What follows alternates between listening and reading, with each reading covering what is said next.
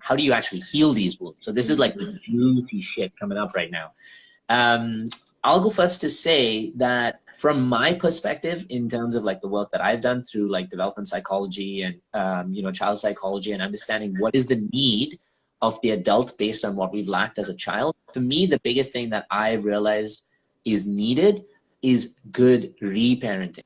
And so for those of you guys who want to understand what reparenting really is about, I would encourage you to research it yourself. It's such a phenomenal psychological journey. I don't even want to say technique because it's not something that's just so simple, but it is basically the act of parenting your inner child. So the child that still lives within you. So actually first I should say, whether you realize it or not, the child that's within you from when you were a kid, it still lives within you right now. Yes. So the traumas that you have experienced then are actually hidden within your body and your subconscious, and you're just not aware of it because the ego creates good coping mechanisms.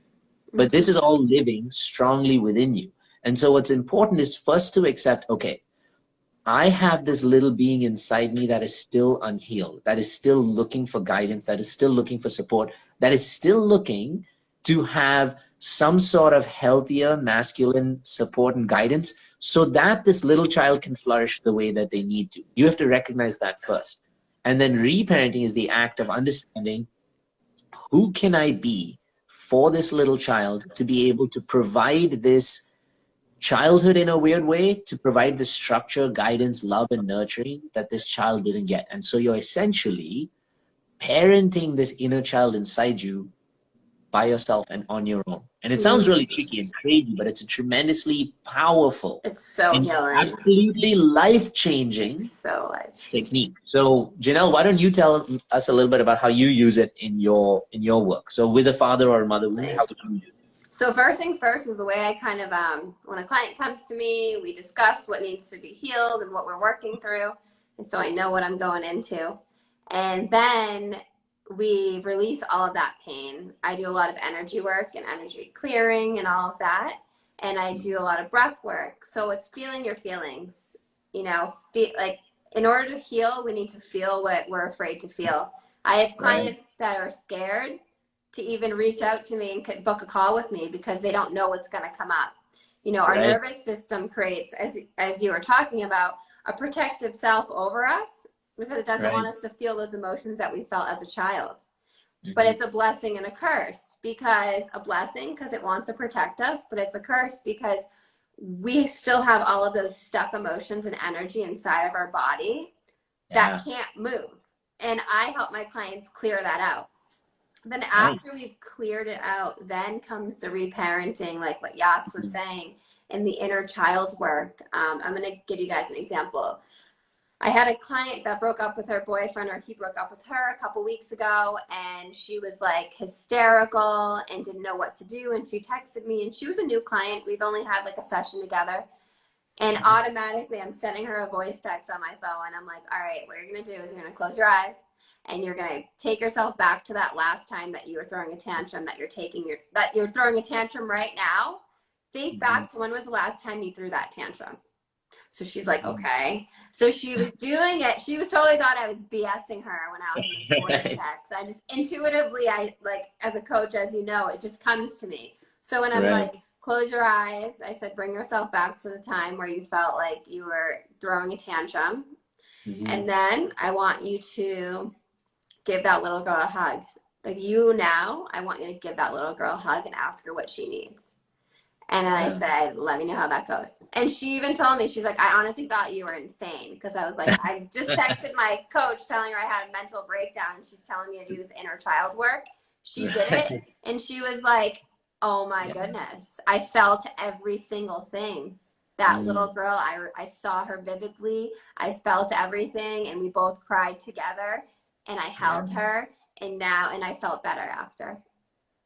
That's amazing. And so you know, thank you so much for actually sharing that with us, because, you know, whether people get to work with you or not, or work with me or not, it's good for them to know that there's hope, that there's a way that you can actually work through this, because you deserve to work through this. You guys, all of you, and this is not some bullshit like, you know, Dove ad, don't sue me Dove, which says like you're worth it and blah, blah, blah. You're probably worth it. I mean, that's Gloria. But you know, whatever the ad says is great. But the truth is just that each one of us actually has, not is just gifted, actually has the chance to live our lives to the fullest potential of what we feel, who we are. But it requires us healing what has happened to us along the way. And that cannot be changed. I wish truly, when I listen to the trauma, I've been working with like trauma for so many years now. I've been working with people's pain and wounds for so many years. When I hear some of the things people have gone through, I feel like I wish I could go back in their lives and like click that rewind button and like erase it and change it because of how hurt people feel in the present moment, what they show up as. Yes. But I always feel whenever I see someone with that level of pain or trauma, I see so much capability and potential. As weird as it sounds, I feel like the universe, God, circumstance, life, whatever has put us in that place because it's saying to you, I'm giving you a bigger hill to climb because I know you have stronger legs than everybody else. And it says, I want you to climb this because then the view from where you get to overcoming this is so much more beautiful as a human experience than everybody else who just goes through their fucking life not asking questions. Yes. And so when I get people coming into the group, last night I actually had, I'm not sure if you've heard of holotropic breathwork, but I take people in my groups through various like very challenging breathwork regimes because they challenge your nervous system to be able to get a physical release of emotions. And so I took them through holotropic breathwork and this deep meditation where I took them to the first place or time in their life where they actually hit their core wounds of abandonment, of rejection, of invalidation. And people initially were so hesitant. They were like, I don't know if I want to do this, naturally because you're in this space. But, it's my responsibility to make them feel comfortable, to feel trusted. And when I take them through that space, I say, I want you to do me a favor. I want you to bring a pillow with you when you're here in the session. I used to do this a lot in person, but now I have to do it online, of course. And when you get through that moment where people can actually see that point in their lives where they're like, holy shit, that little girl or boy inside just wanted that hug from daddy or just wanted to pick him up or pick her up and just say, it doesn't matter if you got a B in school. You're still so important to me. It doesn't matter if you're scared of failing, if you're not going to perform, if you don't come to church, if you don't do anything. You are so beautiful and important to me, and your importance is not dependent on those things. And when they get to see that child in that moment and seeing that all that child wants is that, they just break the fuck down. And like the pillow is for them to bury their heads in and just cry and scream and shout and let it all out, just as you did with like the somatic release. Yes. It's so important because we're now giving ourselves the permission to see the pain that we have ignored for so many years. And I want to tell you something, guys, that you may not realize. Remember I told you before that that little child lives inside you? That child is basically your emotional engine, believe it or not. And so the moments when you flip out and you may get like really, depending on what your survival program is, if you get into a fight scenario and you're throwing tantrums, you're fighting with your partner and you're going crazy, that's because that child is waiting to be heard from 20, 30, 40, 50 years ago. And so each year that it's not heard, the child becomes louder and louder. And so your actions in the present become louder and louder because they're waiting to be heard, not now. You don't want your partner to hear you. What you really want is you want your parent to hear you from 40 years ago. And so when you go back to hear that child and what they really wanted, what they really asked for, and the love that they pleaded for, because that's all they wanted as a child, then that child feels heard. And if you give that child that love as a masculine, if you imagine yourself reparenting yourself as the parent, the male parent going back, being able to go to the, let's say you're a girl or you identify as a feminine, to go back to that little girl, to rub your hands through her hair and say, I feel you, my little darling. You're so sweet. You're so important to me.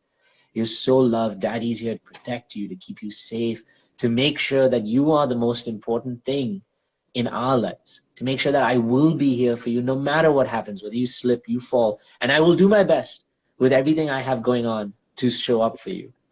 Then that little girl or little boy in that moment feels so heard that in the present moment, if someone challenges them, they're like, that's okay. I feel heard. I feel safe. I don't need you to really see me for me to feel seen because I'm seeing where I'm coming from. And their reactivity starts dropping, their connection starts improving. I tell everybody, sorry, I know, Genell, I've gone on for a while, but I just want to... No, you're fine. Is each of us human beings is like an emotional battery. Okay, so think about it, that each one of you has 100 points of your emotions, and you decide where you get to use them. And so if 60 points of those are consumed by pain, by trauma, by difficulty, and are therefore showing up as reactivity, as trauma, as triggers, as you fighting back with someone, or running away and avoiding, then you only have 40 to be able to create expansive love, connection, and creation. And 40 is not enough. And so what healing really does is it takes that 60 and it starts converting it more into open, expansive areas. And so the 60 of, like, you know, trauma, pain, like triggers that have been coming up for you, the wounds from your past, start dropping to 20. Now you have 80 points to be able to create love and expansiveness and connection, because we are only capable of 100 overall.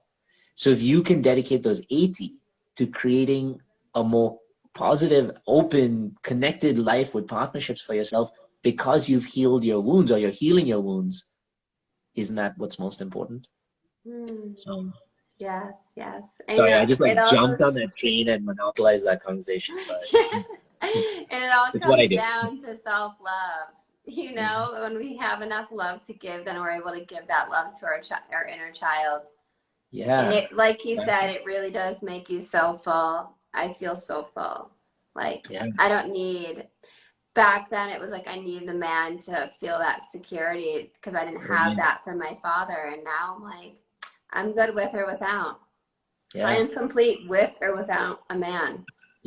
And everything else, like even a man or a woman, now complements you. It doesn't complete you, which is so important for people to know. You know, we need the complementing because we're social beings and we procreate and etc. But we don't need the completing.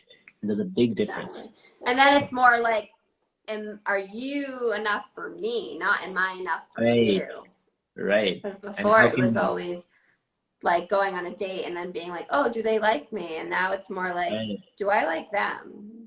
Do I like how I felt, how my nervous system felt at that moment? So important.